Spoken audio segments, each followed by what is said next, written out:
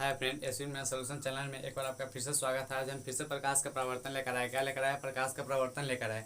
प्रकाश का प्रवर्तन लेकर आए हैं और टॉपिक का नाम क्या है? एफ बराबर आर बाई टू। गोलीय दर्पण की फोकस दूरी और वक्ता त्रिज्या में क्या संबंध है, यही है टॉपिक। हम कहे हुए थे पिछले लेक्चर में, क्या पढ़ाए हुए थे? चिन्ह परिपाटी पढ़ाए हुए थे। क्या पढ़ाए हुए थे? चिन्ह परिपाटी। चिन्ह परिपाटी का यूज होगा एफ बराबर आर बाई टू में। क्या पढ़ाए हुए थे? चिन्ह परिपाटी पढ़ाए हुए थे। पढ़ाने से पहले हम बोले हुए थे, क्या बोले हुए थे कि एफ बराबर आर बाई टू में मतलब कि गोलीय दर्पण की फोकस दूरी और वक्ता त्रिज्या के संबंध में क्या पढ़ाई मतलब कि यूज होगा? चिन्ह परिपाटी का यूज होगा। तो यही आज हम एफ बराबर आर बाई टू अपने कॉन्सेप्ट से, बेहतरीन कॉन्सेप्ट से हम कर रहे हैं साबित। क्या कर रहे हैं? एफ बराबर आर बाई टू। चैप्टर का नाम क्या है? प्रकाश का परावर्तन।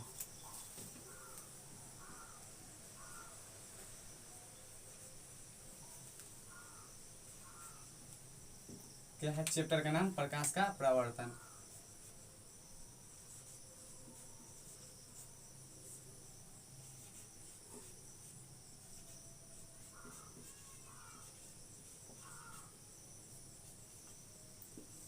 प्रकाश का परावर्तन है। चैप्टर का नाम है प्रकाश का परावर्तन। क्या है चैप्टर का नाम? प्रकाश का परावर्तन है। और टॉपिक का नाम क्या है?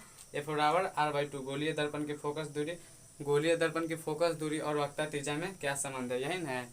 क्या है? लेक्चर नंबर कितना होगा? लेक्चर नंबर शायद से 8 होगा। लेक्चर नंबर 8 होगा। लेक्चर नंबर 8 होगा।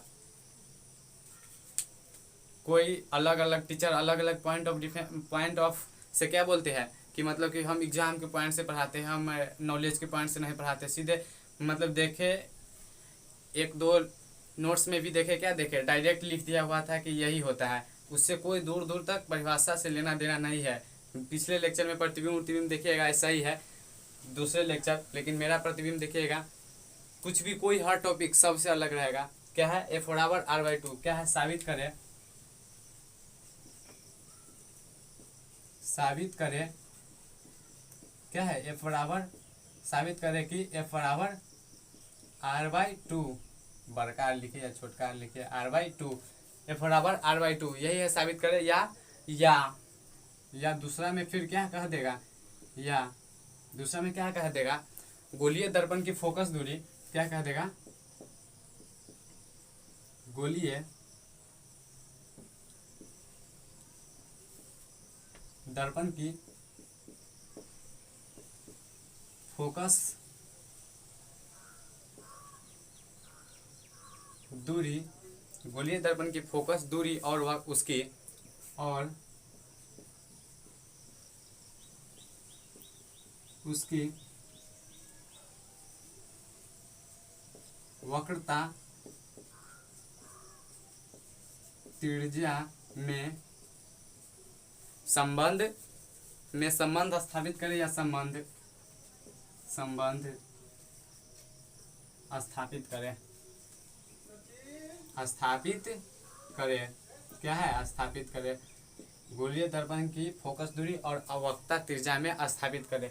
इसको ही गोलीय दर्पण की फोकस दूरी को एफ से सूचित करते हैं। गोलीय दर्पण की फोकस दूरी को एफ से सूचित करते हैं, वक्ता त्रिज्या को आर से सूचित करते हैं। तो क्या संबंध है? तो वही एफ बराबर आर बाई टू बोल देगा यह साबित करने के लिए, या गोलीय दर्पण की वक्ता त्रिज्या और फोकस दूरी में क्या संबंध है, यही साबित करने के लिए बोल देगा। तो हम क्या देख रहे हैं? पहले हम क्या देख रहे हैं? पहले हम क्या देख रहे हैं? एफ बराबर आर बाई टू साबित करना है। तो हम एक क्या ले लिए? एक ले लिए अवतल दर्पण। आप उत्तल दर्पण भी ले सकते हैं। अवतल दर्पण ले लिए। क्या ले लिए? ये अवतल दर्पण है।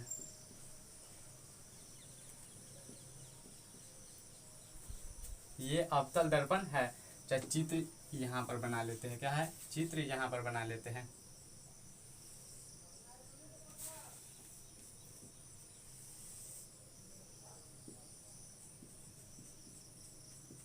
अवतल दर्पण बना लिए। पहले अवतल दर्पण बना लिए। अवतल दर्पण बनाने के बाद जो उसका मुख्य अक्ष, प्रधान अक्ष, फोकस, ध्रुव, वक्ता त्रिज्या, इस सब को हम क्या कर देंगे? दर्शा देंगे। पहले दर्शा देंगे। या थोड़ा और नीचा ले लेते हैं, कोई दिक्कत वाला बात नहीं, आप जहाँ ले सकते हैं। ये क्या है? ध्रुव है। ये क्या है? फोकस है। ये क्या है? सी है। ये है ना, ये है जो फिगर देख रहे हैं अवतल दर्पण ये प्रधान अक्ष या मुख्य अक्ष, सेम वैसा ही प्रधान अक्ष या मुख्य अक्ष के समांतर मतलब कि पैरेलल उसके समांतर ही एक किरण यहाँ पर क्या कर रहे हैं, आपतित कर रहे हैं, इंसिडेंट कर रहे हैं। तो क्या होगा, परावर्तन के बाद क्या होगा, रिफ्लेक्शन के बाद क्या होगा, फोकस से कट जाएगा। क्या होगा, फोकस से कट जाएगा। ये फोकस से कट जाएगा। यहाँ पर क्या हो रहा है, इंसिडेंट हो रहा है। क्या हो रहा है, इंसिडेंट हो रहा है। और यहाँ पर रिफ्लेक्शन के बाद चले जा रहा है। और यहाँ पर इंसिडेंट हो रहा है, आपतित किरण है, परावर्तित किरण हो रहा है। तो अपना क्या यहाँ पर डालना होगा, अभिलंब डालना होगा। क्या होगा डालना, नॉर्मल अभिलंब डालना होगा। क्या डालना होगा, अभिलंब डालना होगा। आप ये डायरेक्ट लेक्चर ये देख रहे हैं तो इससे समझ में आएगा या नहीं आएगा हमको नहीं पता, मतलब आपको ऊपर डिपेंड करता है। पर पीछे लेक्चर देख कर ही देखिएगा, पिछले लेक्चर देख कर ही देखिएगा। ये क्या है, नॉर्मल है। नॉर्मल मतलब अभिलंब है। तो आपतित किरण और अभिलंब के बीच क्या होता है, आपतन का कोण बनता है, इसे आई से सूचित करते हैं। और परावर्तित अभिलंब और परावर्तित किरण के बीच बने कोण को परावर्तन का कोण, इसे आर से सूचित करते हैं। इसका नाम रख देते हैं ए बी सी है। हो गया।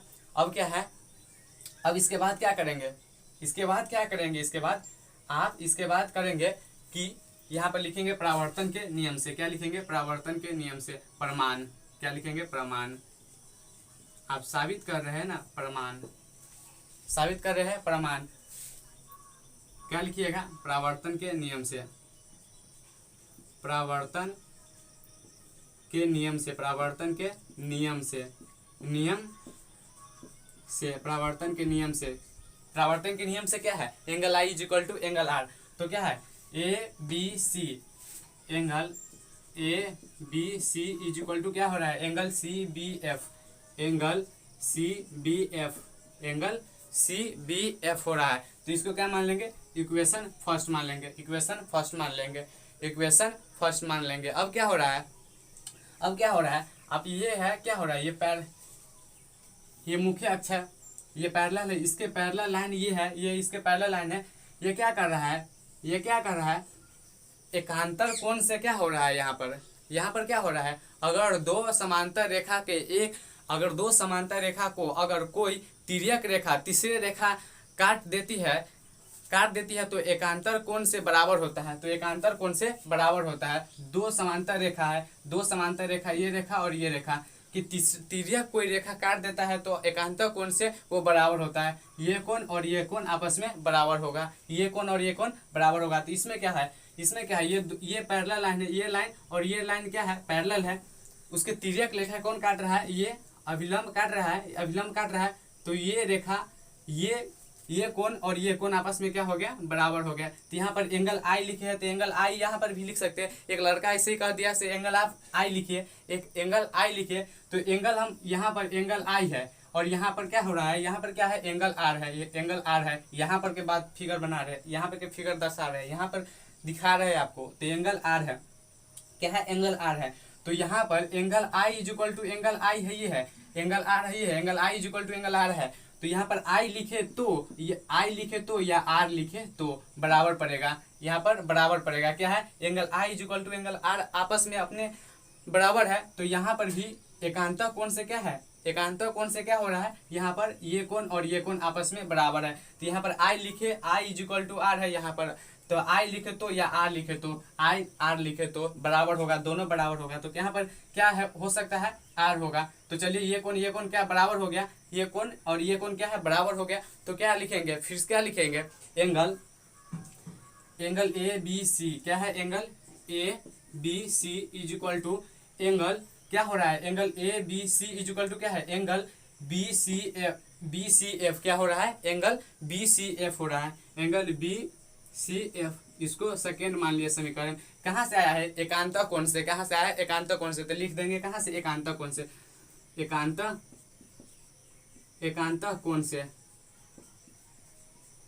कोण से। आप 9th क्लास में पढ़ना है एकांतर कोण से। तो ये एक फर्स्ट इक्वेशन ही हो गया, सेकेंड इक्वेशन ही होगा। अब फर्स्ट सेकेंड इक्वेशन में आपको क्या दिख रहा है, इक्वल, मतलब कि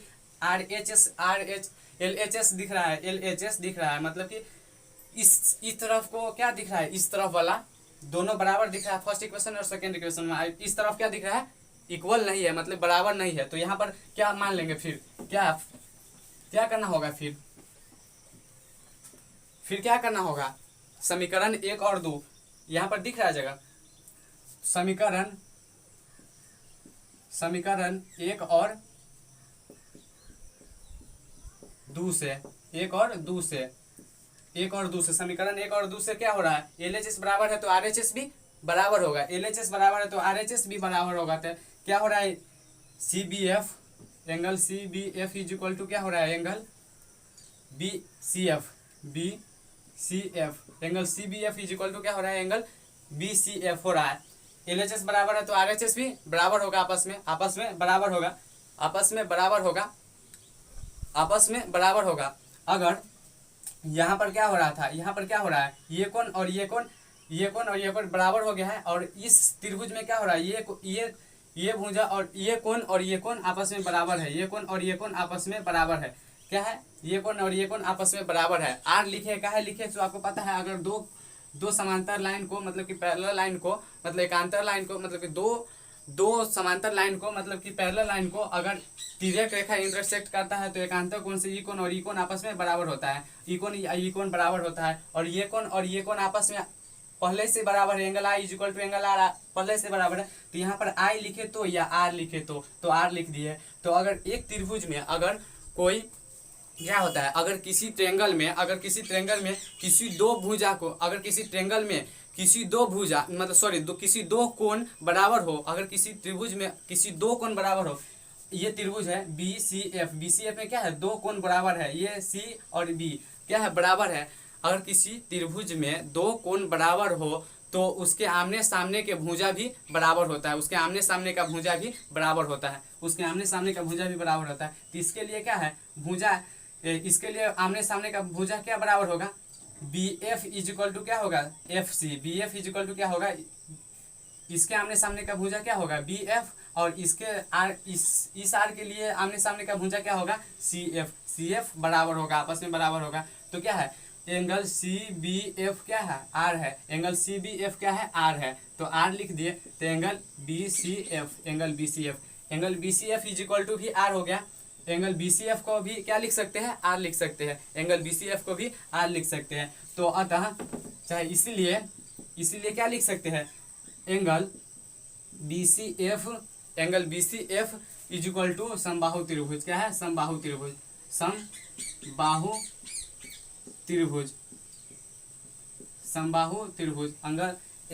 angle BCF is equal to समबाहु त्रिभुज, समद्विबाहु त्रिभुज होता है, सॉरी समबाहु त्रिभुज नहीं होता, समद्विबाहु त्रिभुज होता है। क्या होता है, समद्विबाहु त्रिभुज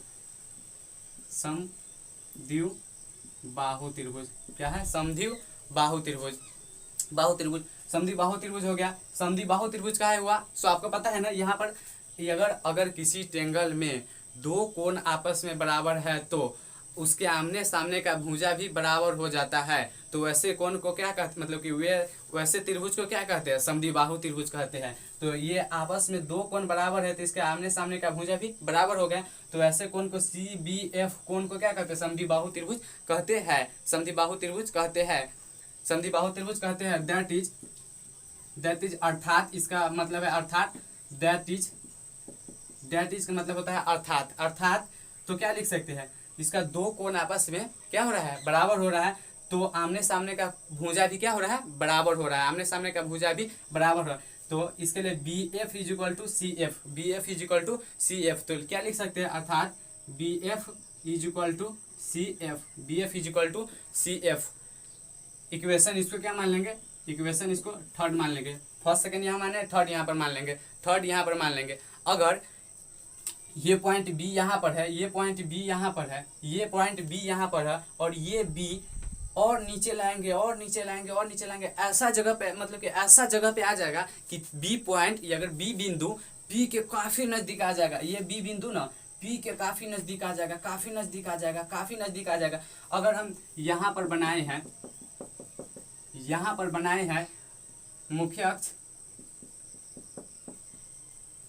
और यहाँ से आप ये डाले हैं, मतलब कि पैरेलल लाइन डाले, यहाँ पर आप नहीं डाल सकते थे, यहाँ पर नहीं डाल सकते, यहाँ पर भी डाल सकते थे और फोकस से कटता। अगर यहाँ से भी डालते तो फोकस से कटता। पिछले लेक्चर देखिए इसके लिए, यहाँ पर भी डालते तो क्या हो रहा था, फोकस से कट रहा था। और इसके नजदीक, इसके और नजदीक डालेंगे तो क्या होगा, फोकस से कटेगा।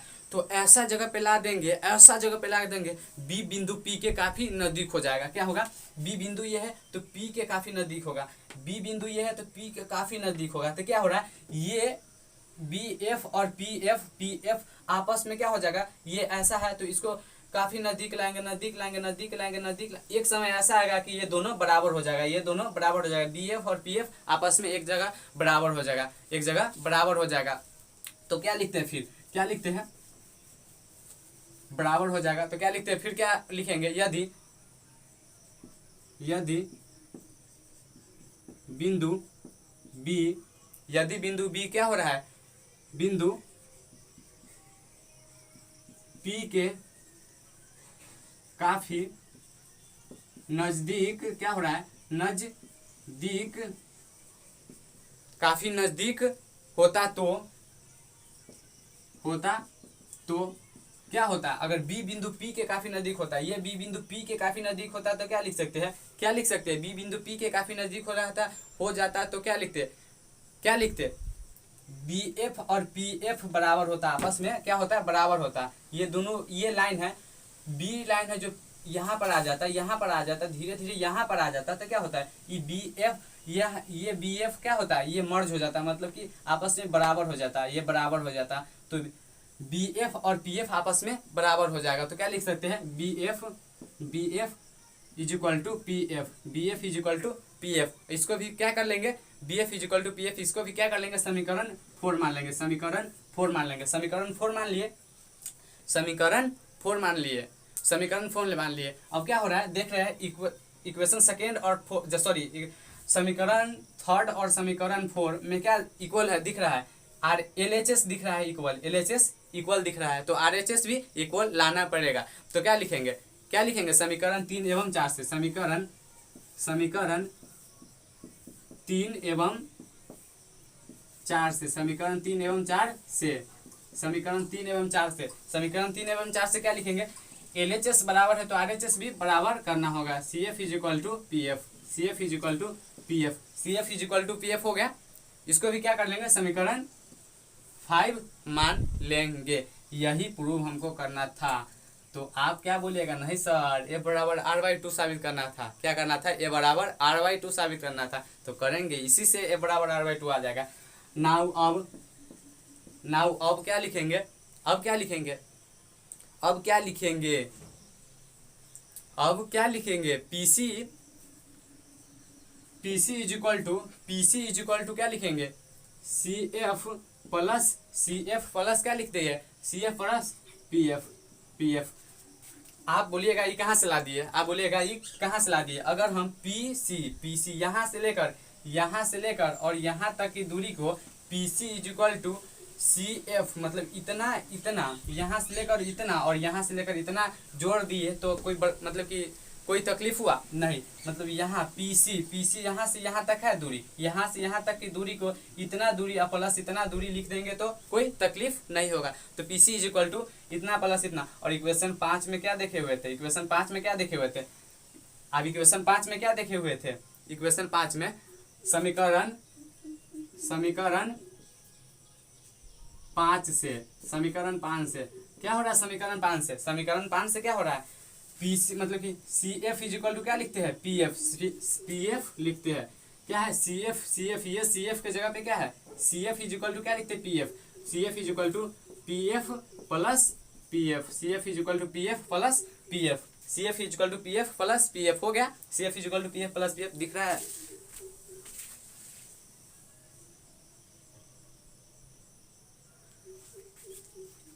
P F is equal to C F, sorry C F is equal to P F plus P F, C F is equal to P F plus P F. अब ऊपर ले जाते हैं, क्या करते हैं, ऊपर ले जाते हैं, तो P S C is equal to क्या लिख देंगे, P C is equal to 2pf, P C is equal to 2pf लिख देंगे, P C is equal to 2pf लिख देंगे। तो क्या हो गया, पी सी यहाँ तक की दूरी को क्या कहते थे, वक्रता त्रिज्या, वक्रता त्रिज्या को क्या से सूचित करते थे, यहाँ से यहाँ तक की दूरी को क्या कहते थे, वक्रता त्रिज्या। वक्रता त्रिज्या को क्या से सूचित करते थे, आर से सूचित करते थे, और चिन्ह पर और आर से सूचित करते हैं। तो यही सॉरी यहाँ पर पीसी इक्वल टू 2pf लिख देंगे। अब लिखेंगे क्या, चिन्ह परिपाटी से, चिन्ह परिपाटी से, चिन्ह परिपाटी से पीसी, पी से लेकर सी तक की दूरी को क्या कहते थे, वक्रता त्रिज्या। वक्रता त्रिज्या को क्या चीज से सूचित करते थे, आर से सूचित करते थे। अब कल ही चिन्ह परिपाटी में क्या पढ़ाए हुए थे, अवतल दर्पण के सब कुछ निगेटिव होता है, और दो कंसेप्ट में छोड़ दिए थे कि पॉजिटिव भी होता है। तो वक्रता त्रिज्या अवतल दर्पण की नेगेटिव होता है, तो -r लिख दिए। और क्या हुआ, अवतल दर्पण के P और F तक की दूरी के क्या कहते हैं, फोकस दूरी। फोकस दूरी भी क्या होता है, निगेटिव होता है। फोकस दूरी भी निगेटिव होता है। तो माइनस से माइनस ये कट गया, r बराबर क्या हो गया, 2f हो गया। तो f बराबर क्या हो गया, r/2। यही हमें प्रमाणित करना था। देखिएगा, अगर किसी के लेक्चर में ये चिन्ह परिपाटी नहीं लेकर सीधे f बराबर r/2 दूसरे गलत मेथड से साबित कर देता है, पते नहीं उस चिन्ह परिपाटी का प्रयोग करते हैं या नहीं, बच्चा के खुद पता नहीं रहता है कि चिन्ह परिपाटी का प्रयोग करना है या नहीं। बच्चा को क्या पता, टीचर अच्छा है ये नहीं है तो बच्चा को क्या पता। देख लिया आप, f बराबर r/2 साबित कर लिए। अगर यहाँ पर आप जितना चीज यहाँ पर दर्शाए है उतना चीज और दर्शाना है, मतलब ऊपर आप लिख भी सकते हैं और नहीं लिख भी सकते हैं। तो क्या कर सकते हैं, आप मानते हैं कि मतलब कि हम यहाँ पर जितना चीज इस फिगर में जो चीज दर्शाए है वो चीज हम ऊपर लिख दे, उस चीज हम ऊपर लिख देते। आप लिख दीजिए, आप लिख सकते हैं। क्या कर सकते हैं, पहले ये दर्पण बनाए तो दर्पण के क्या मान लिए, दर्पण के मान लिए mn, मतलब कि दर्पण के आप क्या कर सकते हैं, दर्पण के आप मान लिए mn। तो क्या लिखिएगा आप, पहले क्या लिखिएगा, माना कि ये क्या है, मानिए न है, माना कि mn एक क्या है, अवतल दर्पण है। mn एक अवतल दर्पण है। माना कि mn एक अवतल दर्पण है। माना कि mn एक अवतल दर्पण है। माना कि mn एक अवतल दर्पण है। अवतल दर्पण मान लिया जिसका ध्रुव क्या है, ध्रुव P, जिसका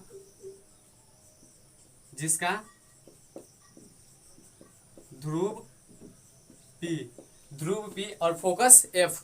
ध्रुव P मान लिए, और वक्रता केंद्र क्या है, C। वक्रता केंद्र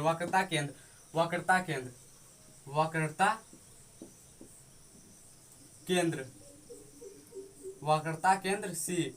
वक्रता केंद्र स्थापित करें, या ऊपर लिख दीजिए यहाँ पर, वक्रता केंद्र क्या है, C। इसमें क्या है, स्थापित करें।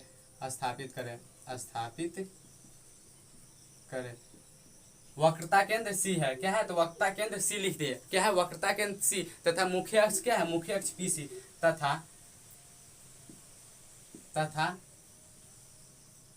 मुख्य अक्ष क्या है, PC।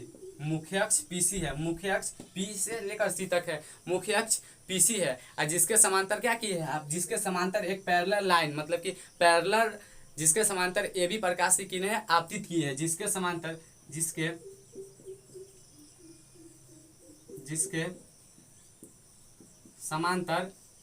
AB प्रकाश की किरणें आपतित क्या की है, आपतित होती है, जिसके समांतर आपतित होती है। और क्या हो रहा है, आपतित होती है, जो दर्पण से परावर्तन के बाद क्या हो रहा है, फोकस से होकर चली जा रही है। जो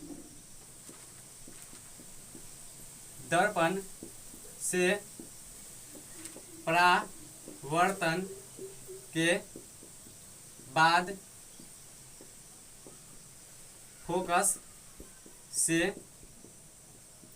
होकर चली जाती है, जो फोकस से होकर क्या करती है, चली जाती है, और जिसका वक्रता त्रिज्या r लिख दीजिए, जिसका वक्रता